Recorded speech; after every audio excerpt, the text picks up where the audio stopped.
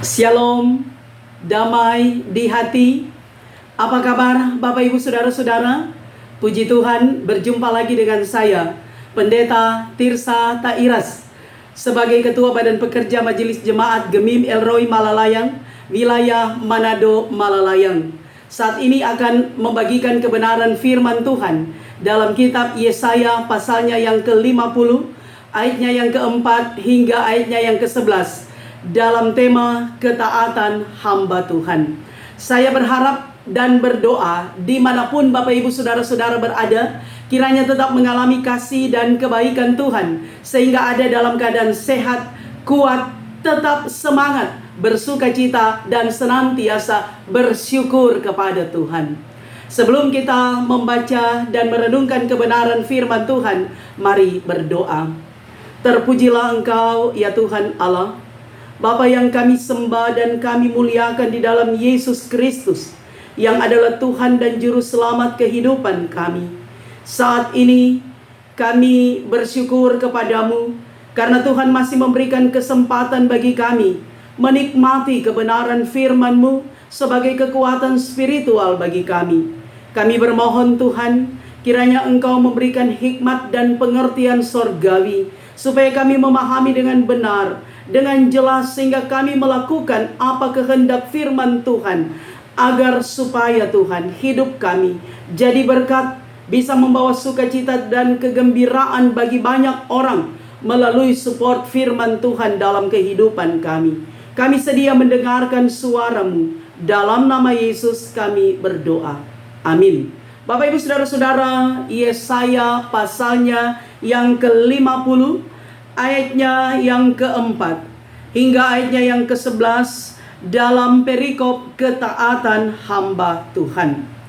Tuhan Allah telah memberikan kepadaku lidah seorang murid, supaya dengan perkataan aku dapat memberi semangat baru kepada orang yang letih lesu. Setiap pagi ia mempertajam pendengaranku untuk mendengar seperti seorang murid. Tuhan Allah telah membuka telingaku, dan aku tidak memberontak, tidak berpaling ke belakang. Aku memberi punggungku kepada orang-orang yang memukul aku, dan pipiku kepada orang-orang yang mencabut janggutku. Aku tidak menyembunyikan mukaku ketika aku dinodai dan diludahi. Tetapi Tuhan Allah menolong aku. Sebab itu aku tidak mendapat noda. Sebab itu aku meneguhkan hatiku seperti keteguhan gunung batu, karena aku tahu bahwa aku tidak akan mendapat malu. Dia yang menyatakan aku benar telah dekat. Siapakah yang berani berbantah dengan aku? Marilah kita tampil bersama-sama. Siapakah lawanku berperkara? Biarlah ia mendekat kepadaku. Sesungguhnya Tuhan Allah menolong aku. Siapakah yang berani menyatakan aku bersalah? Sesungguhnya mereka semua akan memburuk seperti pakaian yang sudah usang. Ngengat akan memakan mereka. Siapa di antaramu yang takut akan Tuhan dan mendengarkan suara hambanya? Jika ia hidup dalam kegelapan dan tidak ada cahaya bersinar baginya, baiklah ia percaya kepada nama Tuhan dan bersandar kepada Allahnya. Sesungguhnya kamu semua yang menyalakan api dan yang memasang panah-panah api, masuklah ke dalam nyala apimu, dan ke tengah-tengah panah-panah api yang telah kamu pasang. Oleh tangankulah hal itu akan terjadi atasmu. Kamu akan berbaring di tempat siksaan. Demikianlah pembacaan firman Tuhan. Bapak Ibu Saudara-saudara yang kekasih di dalam Tuhan, menjadi hamba Tuhan atau menjadi ebed Yahweh. Kedengarannya sangat indah, sangat enak, dan sangat menarik. Namun saudara, menjadi ebed Yahweh, hamba Tuhan, jadi dulos, sesungguhnya tidak seindah apa yang kita dengar, tidak seenak, tidak semenarik apa yang kita ucapkan. Sebab pada kenyataannya, menjadi ebed Yahweh, hamba Tuhan, jadi dulos, itu tidaklah mudah. Bahwa menjadi alat kesaksian Tuhan melalui tugas sebagai hamba Tuhan, itu berarti membutuhkan kesungguhan hati, membutuhkan ketulusan hati, membutuhkan kemurnian hati, membutuhkan kerendahan hati. Artinya, seorang ebed Yahweh, hamba Tuhan, itu betul-betul harus siap dibentuk, diproses, digembleng oleh Tuhan Allah, memiliki karakter seperti Tuhan Yesus Kristus, di mana Tuhan Yesus Kristus, dia rela menjadi seorang hamba, sekalipun dia raja di atas segala raja. Dia meninggalkan semuanya dan dia menjadi manusia dalam rupa hamba untuk dapat menyelamatkan kita. Karena itu saudara, tidak mudah melaksanakan tugas sebagai seorang pelayan Tuhan, hamba Tuhan, bahkan sebagai doulos dalam bahasa Yunani dan dalam bahasa Ibrani ebed. Ebed artinya hamba, Yahweh adalah Tuhan Allah, hamba Tuhan. Karena itu saudara, mari kita lihat perenungan kita di minggu sengsara yang kedua, yaitu dalam kitab Yesaya pasalnya yang ke-50 ayat 4 sampai 11. Kita dituntun melalui tema ketaatan hamba Tuhan. Saudara yang kekasih, kitab Yesaya dalam bahasa Ibrani disebut dengan Yesayehu, dari kata yes, yaitu keselamatan, dan Yehu, Yahweh, Yehova, yaitu Tuhan. Sehingga Yesaya diartikan sebagai Tuhan adalah keselamatan.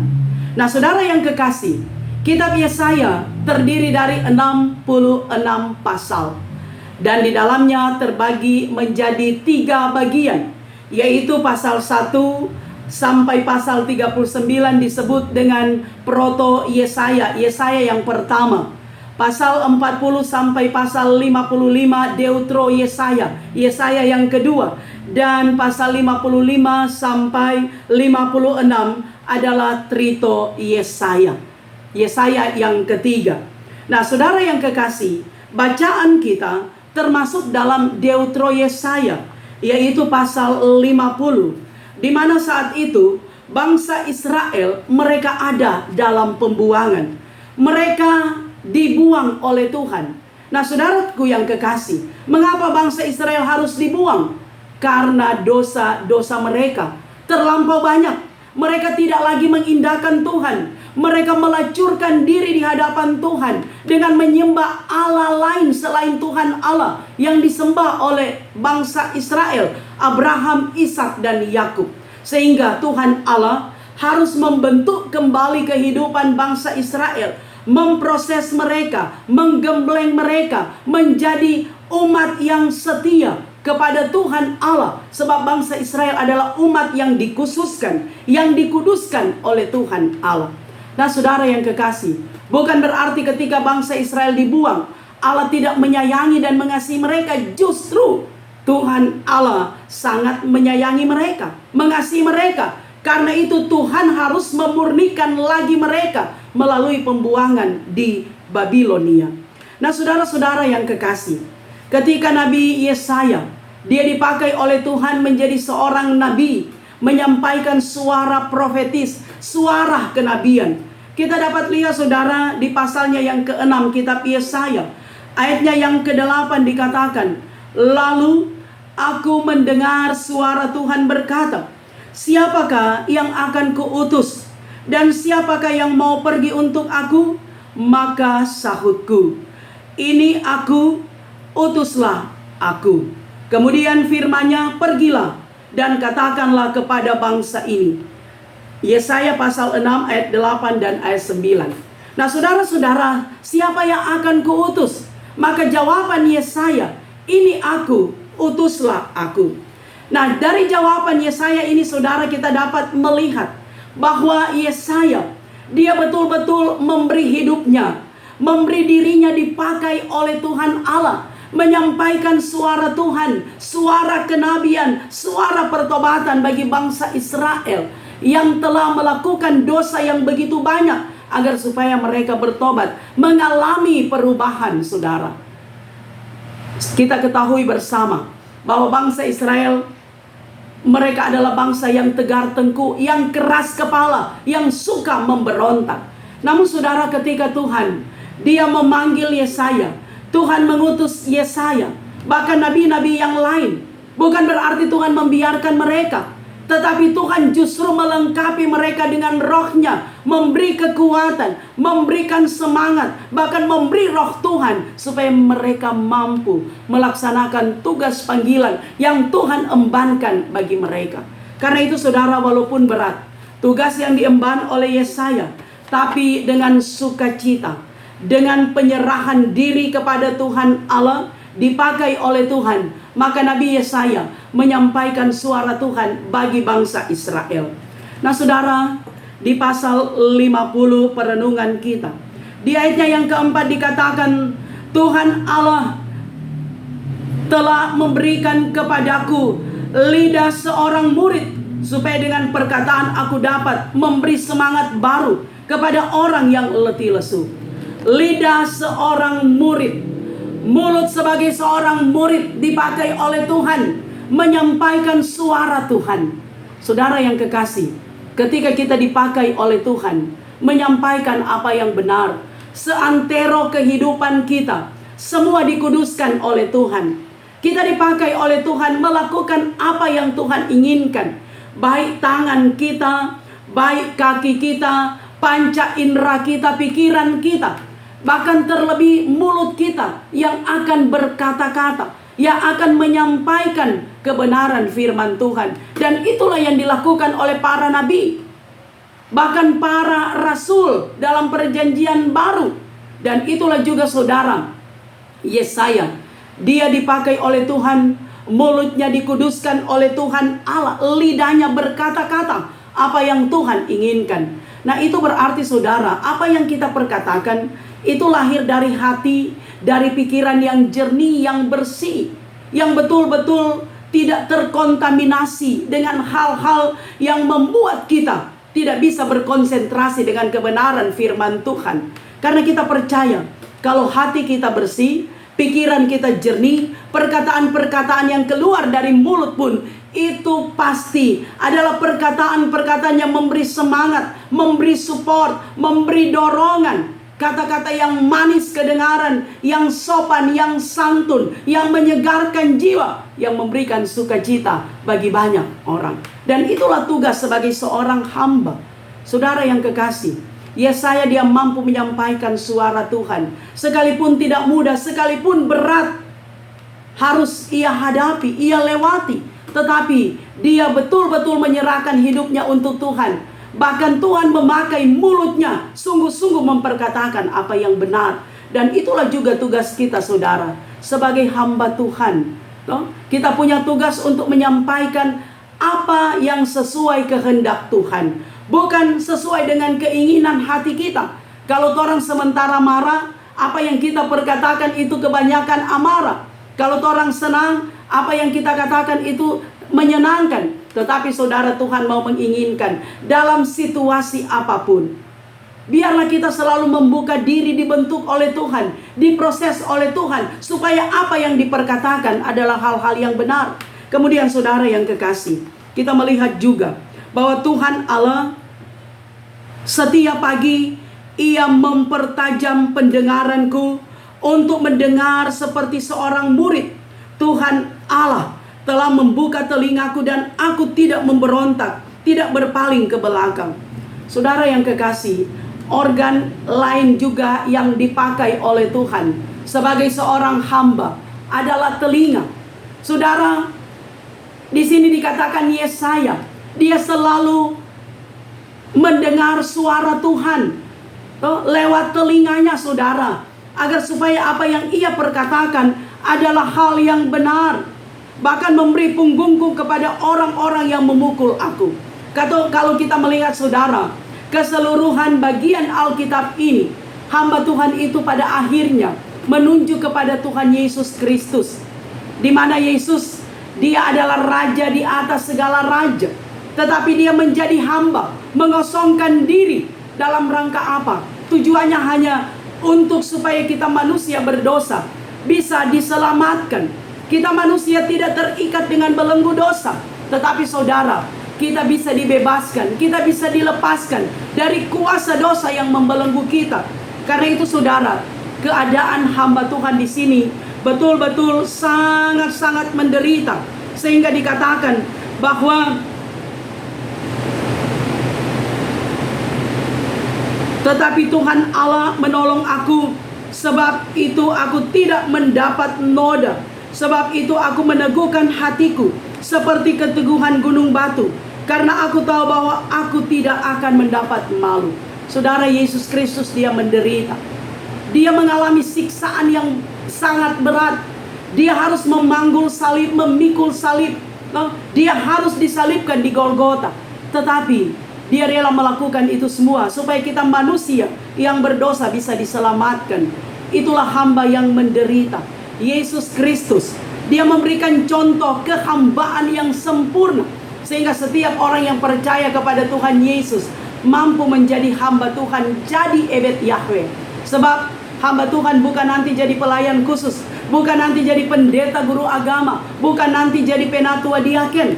Tapi sesungguhnya saudara, setiap orang yang mengaku percaya kepada Yesus adalah hamba Tuhan, adalah pelayan bagi Tuhan, yang melayani, yang mengasihi, yang memperhatikan jemaat Tuhan. Karena itu saudara, kita selalu menyanyi hati sebagai seorang hamba yang tulus ikhlas melakukan segala sesuatu. Dan dari bacaan ini saudara, kita melihat bahwa mulut sebagai seorang hamba adalah menyampaikan kebenaran-kebenaran, menyampaikan firman Tuhan, menyampaikan hal-hal yang mensukacitakan jemaat, bukan kata-kata dusta, bukan hoax, bukan memutarbalikkan fakta, tetapi sesungguhnya apa yang kita katakan adalah hal yang benar. Hitam di atas hitam, putih di atas putih. Bukan putih menjadi hitam, hitam jadi putih. Saudaraku yang kekasih, tetapi apa yang benar secara objektif. Sebab kebenaran saudara yang sesungguhnya itu berdasarkan firman Tuhan, bukan menurut mindset kita, bukan menurut keinginan kita. Itu kebenaran, bukan menurut kondisi kita, tetapi sesuai dengan apa yang disampaikan melalui firman Tuhan. Karena itu ketika kita memperkatakan apa yang benar, kita memberikan semangat, memberikan dorongan kepada orang lain dengan kata-kata yang bijaksana, dengan kata-kata yang baik, maka itulah saudara suara kebenaran yang kita sampaikan kepada banyak orang. Kita percaya saudara, dengan kata-kata yang manis, yang sedap didengar, maka di dalamnya nama Tuhan dipermuliakan. Sebagai contoh saudara, dalam kehidupan rumah tangga, dalam kehidupan keluarga, ketika suami istri, orang tua, anak, kakak beradik dalam satu komunitas yang paling kecil, dengan kata-kata yang lembut kita menyapa pasangan hidup kita, orang-orang yang kita kasihi, maka mereka akan semangat, mereka akan terdorong untuk bisa menikmati hidup, bersyukur di dalamnya, bahkan melihat masa depan dengan satu semangat bahwa mereka tidaklah sendirian, tapi ada orang-orang yang memperhatikan orang-orang yang ada di sekitar kita. Tapi saudara, ketika tiap hari orang marah, ketika tiap hari orang bafeto, ketika setiap hari apa yang kita sampaikan, kata-kata yang kasar, yang tidak enak didengar, maka itu juga saudara akan membuat orang lain jadi kecewa, tidak ada rasa percaya diri, bahkan tidak ada keberanian untuk bisa menikmati kehidupan. Karena itu saudara yang kekasih, tadi saya katakan bahwa semua orang adalah hamba Tuhan. Artinya bahwa kehidupan kita, kekristenan kita bukan sekedar status di KTP bahwa saya beragama Kristen. Bahkan Kekristenan kita bukan hanya sampai pada pengakuan saja, tetapi itu mendarah daging, sehingga kekristenan itu mampu kita terjemahkan dalam kehidupan nyata. Artinya karakter Kristus kita adopsi, melekat dalam diri kita, sehingga hati sebagai seorang hamba, hidup sebagai seorang hamba yang penuh dengan kesabaran, penuh dengan kesetiaan, seperti seorang murid yang dikatakan oleh Yesaya, penuh dengan ketulusan, penuh dengan kelemah lembutan, penuh dengan kerendahan hati. Itu mampu kita praktekkan dalam kehidupan kita. Tidak mudah, tapi itulah konsekuensi kita sebagai pengikut Yesus. Karena itu Tuhan Yesus katakan, siapa yang mau mengikut aku harus berani pikul salib. Pikul salib, harus berani sangkal diri, baru ikut Tuhan. Dan itulah saudara, konsekuensi sebagai orang yang beriman kepada Tuhan Yesus. Jadi murid, jadi hamba, miliki hati sebagai seorang hamba, dengan perkataan-perkataan yang jujur, perkataan-perkataan yang bisa dipertanggungjawabkan, perkataan-perkataan yang benar yang kita sampaikan kepada banyak orang. Saudara, ketika dalam keluarga kita saling menghormati dengan kata-kata yang sedap didengar, maka di situ ada sukacita, ada kebahagiaan. Kadangkala saudara, dalam praktek suami istri, kita memang harus saling memuji satu dengan yang lain, tidak saling mengecewakan. Dengan anak-anak pun saudara, kita harus memberikan pujian supaya anak-anak bertumbuh, memiliki percaya diri, dan memiliki keberanian, saudara. Misalnya, saudara, kepada anak, ketika anak kita bandel, saudara, nyandak selalu orang mau bafeto patu anak, marah patu anak. Tetapi ada kalanya saudara kita katakan, dek, ngana itu pinter, ngana itu anak manis, jangan nakal, karena ngana anak Tuhan, ngana mesti dengar-dengaran, ngana mesti jadi anak yang pinter, anak yang hebat, anak yang betul-betul menyenangkan hati Tuhan. Sebab kalau orang di saat anak itu bandel, anak itu nakal, orang bafeto, kadangkala orang tua tidak ada lagi ukuran mau bafeto tuh anak. Kadangkala di banyak orang bataria, saudara, anak menjadi tidak percaya diri. Tapi saudara, ketika kita punya strategi yang baik, bagaimana kata-kata kita ini mendarat menjadi satu edukasi bagi anak, mendidik dia untuk menyadari kesalahan, untuk mengakui kesalahan dan mau merubah kesalahannya. Maka di situ saudara, apa yang kita sampaikan itu jadi berkat, akan memberikan rasa percaya diri dan keberanian anak untuk tampil di depan umum. Bahkan saudara, suami istri juga, ada satu contoh saudara, ketika seorang istri, dia dengan setianya menunggu suaminya, dia sudah masak enak-enak kesukaan suaminya, dan ketika suaminya pulang, si istri ini dia menjemput suaminya, bahkan dia menyediakan apa yang dibutuhkan oleh suaminya, mandi, kemudian menyiapkan, menghidangkan makanan yang menjadi kesukaan suaminya. Dan ketika istrinya bertanya kepada suami, "Pa, enak jotu makanan?" Suaminya menjawab, "Nyandak sadap, pahit garam." Saudara, bagaimana hati si istri? Pasti kecewa, karena dia so capek-capek masak kesukaan suaminya, tetapi dia tidak mendapat pujian, justru bafeto. Tapi ketika sang suami katakan, ketika istri dia bertanya, "Pa, enak jotu makanan?" Suaminya dia menjawab, "Enak, marupa sotalebe kang tu garam." Saudara, kalimat ini yang lebih enak didengar.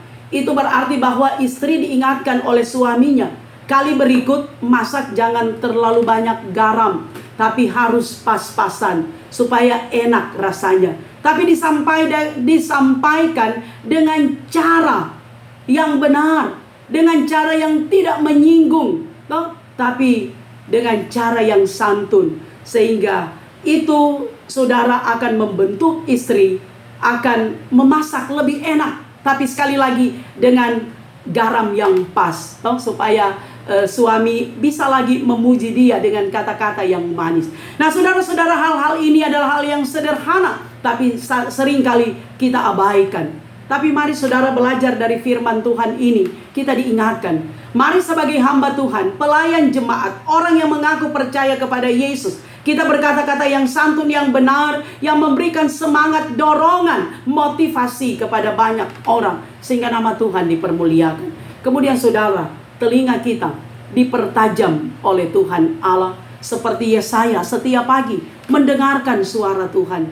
Bagaimana saudara kita berkata-kata yang benar, bagaimana hati kita bisa jernih, bagaimana pikiran kita ini bersih, sementara kita tidak lagi mendengarkan suara Tuhan. Torang senyandak baca Alkitab, torang senyandak berdoa, senyandak menyanyi lagu rohani.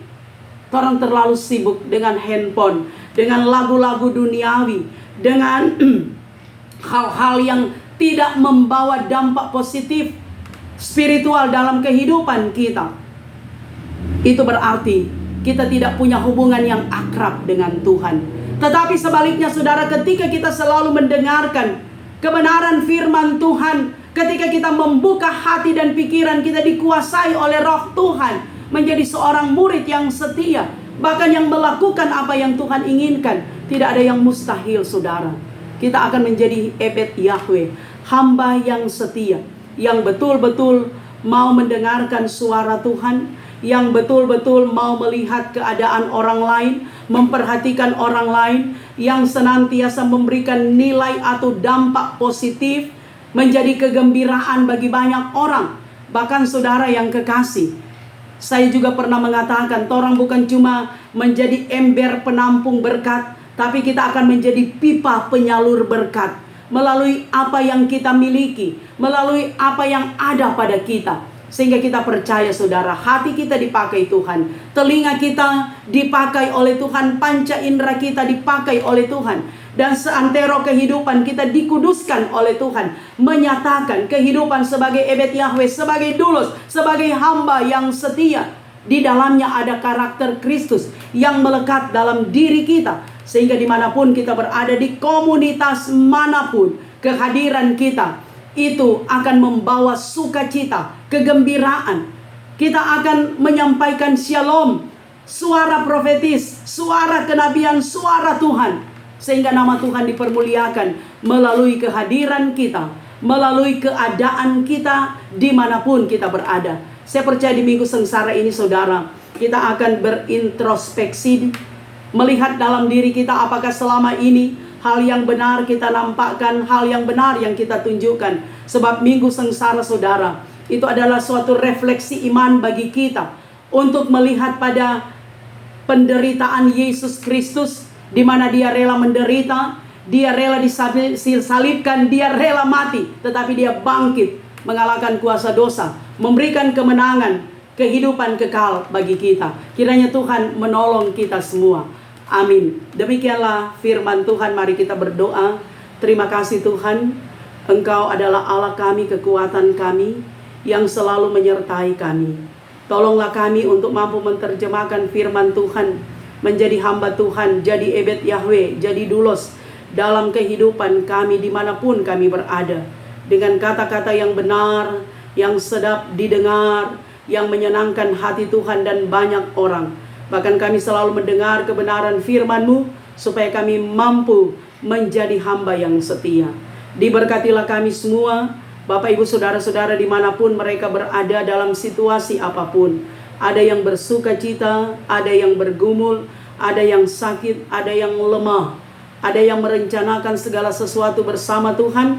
Tilik dan lihatlah kehidupan mereka, kuatkan mereka, sembuhkan yang sakit, bahkan berkatilah semua usaha kerja yang dilakukan oleh Bapak Ibu Saudara-saudara yang selalu setia mendengarkan firman Tuhan. Pemerintah kami, pemerintah bangsa, daerah, kota kami diberkati, bahkan badan pekerja majelis sinode, juga badan pekerja majelis wilayah, badan pekerja majelis jemaat, semua pelayan Tuhan, pelayan khusus diberkati Tuhan, mampu menyampaikan suara profetis, suara kenabian, sehingga Tuhan dipermuliakan. Terima kasih, ini doa kami, dalam nama Yesus kami berdoa. Amin. Demikianlah kebenaran firman Tuhan. Saya, Pendeta Tirsa Tairas, terus bermohon kiranya Bapak Ibu Saudara-saudara akan mendukung YouTube channel Tirsa Tairas dengan cara nonton video, dengarkan kebenaran firman Tuhan, tekan tulisan subscribe, berikan like, jempol, berikanlah komentar-komentar yang membangun, dan jika berkenan bagikanlah video ini di media sosial yang Bapak Ibu Saudara miliki, dan jangan lupa tekan lonceng untuk mendapatkan notifikasi dari setiap update video saya. Tuhan Yesus memberkati. Amin.